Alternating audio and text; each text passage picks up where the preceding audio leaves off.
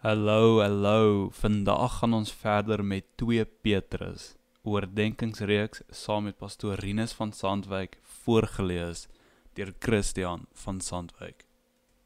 Alright, kom ons lees 2 Petrus 1 vers 20.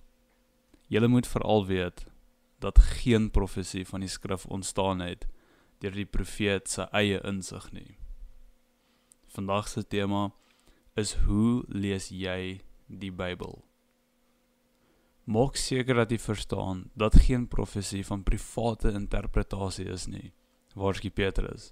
Dit wil sê, daar is nie iets soos 'n private interpretasie van die skrif wat iemand jou kan verkoop vir slegs R100 nie.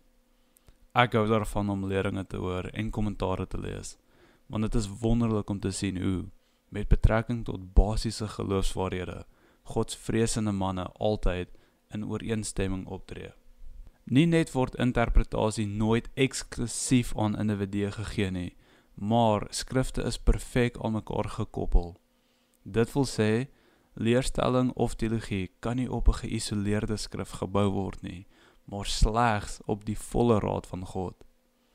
Ek sal ongelukkig my misgis as ek sê, mense, ek het pas Daniël gelees en nou verstaan ek hoe om te bid.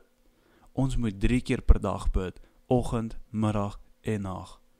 Ons moet Jerusalem in die gesig staar en ons moet bid met die vensters oop.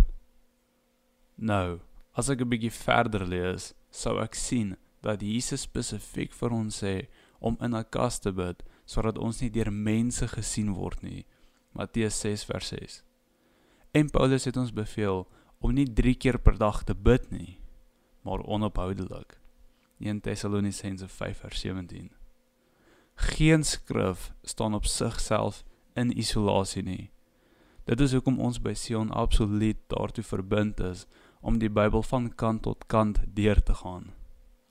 In jou eie toewydingslewe wil ek jou aanmoedig om dieselfde te doen. En mag jy 'n baie lekker dag verder hê.